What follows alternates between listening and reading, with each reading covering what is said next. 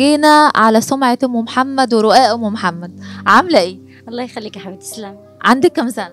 26. طب قولي لي بقى، بتبدأي الخبيز امتى؟ من بعد الفجرية كده ان شاء الله. بتعملي ايه بقى غير الرقاق؟ بعمل مخروطة وكسكسي وكده يعني. ايوه كده، اللي هو ايه يعني؟ كل الحاجات دي. بتصحي من الساعة كام؟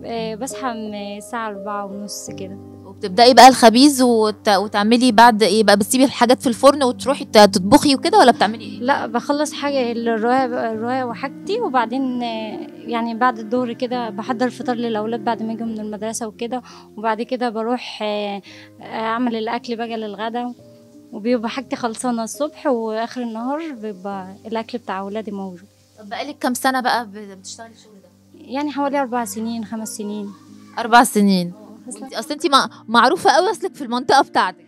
اصل انا واخداها هوايه، والناس بتحب برضو الست النظيفه، الست اللي يعني حاجتها تبقى حلوه كده، فاهمه. طب قولي لي بقى، الحاجات بتاعتك بقى كلها حلوة كده ولا حاجات ايه اكتر حاجة انت متفوقة فيها وبتعمليها حلوة قوي؟ الرواق والمخروطه برضو بعملها جميله.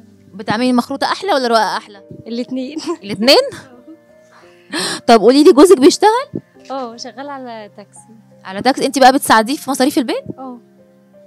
طيب وانت مش بتتضايقي يعني ان هو بجد يعني؟ لا، دي حاجه كويسه، حاجه يعني انا حباها. هو اصلا مش فرض عليا الموضوع ده، انا اللي عاملاه. انت اللي بتساعديه يعني؟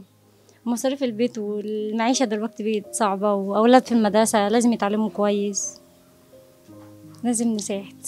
شاطرة شاطرة يا ام محمد، والله جميلة. ربنا يخليك. قولي لي بقى، انت في اليوم كده ممكن تبيعي قد ايه؟ يعني في حدود مثلا 10 كيلو 5 كيلو، هي ونصيبها على حسب ما انا الاقي نفسي ان انا اقدر اوفر في اليوم بين شغلي وبين اولادي وبين تعليمهم وبين بيتي، ما اقصرش بقى في حاجه. طب قولي لي بقى، انت بس بتبيعي هنا بس في الشارع بتاعك والمنطقة بتاعتك، ولا ليكي زباين تانية بره؟ صحابي في المدرسه اللي هم زمايلي بيبقوا قاعدين في المدرسه كده، بقول لهم خلاص مره التانية فعرفوني، انا ليا 4 سنين اصلا يعني خلاص. طب انت ليه ما بتتطرقيش ان انت تبيعي على النت، او تعملي يعني صفحة على النت وكده وتبيعي وتبقي مشهورة؟ ما انا بفكر في الموضوع ده ان شاء الله. يعني اهم حاجه بقى ان انت تركزي في ده، لان هي النت ده هو اللي هيشير لك الموضوع. وبعدين ما شاء الله يعني شغلك جميل، يعني بصي ما شاء الله. يعني بتبيعي كيلو كام؟ ب50. ب50 بس؟ طب والله انت جميله، يعني نظافه وحلاوه وكل حاجه حلوه. اول بقى ما تعملي الصفحه بس اعمليها، لان دي اللي هتخليكي رقم 1. اول ما تعمليها انا اول واحده هشتري من عندك. خلاص ماشي يا ستي، من غير ما تشتري. طيب قولي لي بس يا محمد، يعني ايه رضا؟ رضا يعني الواحد يرضى باللي ربنا رسمه له، ويبقى مبسوط، يبقى قنوع بالحاجه اللي ربنا اداها له. طب وانتي راضيه عن حالك؟ الحمد لله، نعمه ورضا وفضل من عند ربنا، احنا احسن من ناس كتير. طب ايه اكتر حاجه بتساعدك يا محمد؟ ان انا يعني واقفه جنب جوزي وبساعده، ان انا يعني واخده بالي من بيتي، مش بخلي اولادي محتاجين حاجه.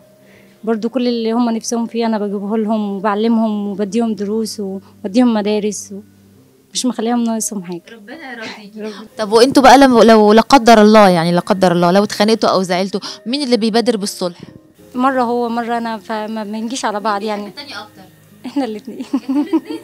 ربنا يخليكم لبعض يا ام محمد. انا مبسوطه قوي ان انا شفتك واتعرفت عليكي بجد، يعني ست مجتهده وشابه وجميله، والحاجه بتاعتك زي الفل، يعني طالعه يعني بصي بمليون ست جدعه، وكمان يعني بصي الرضا مالي وشك، ويعني جميله بشوشه وقمر.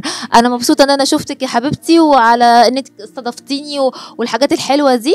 هقدم لك هديه بس من SMA1 ومؤسسة ديارنا، يا رب تعجبك. كل سنة وانتي طيبة يا حبيبتي. وكمان الكرتونة دي كمان من مؤسسة ديارنا. كل سنة وانتي طيبة يا حبيبتي. مش هحطها على الفرن عشان سخن. كل سنة وانتي طيبة يا حبيبتي، ويا رب كده الاقيكي ناجحة على طول. الله يخليكي، تسلمي يا رب. كل سنة وانتي طيبة. الله يخليكي. يلا، السلام عليكم. وعليكم السلام.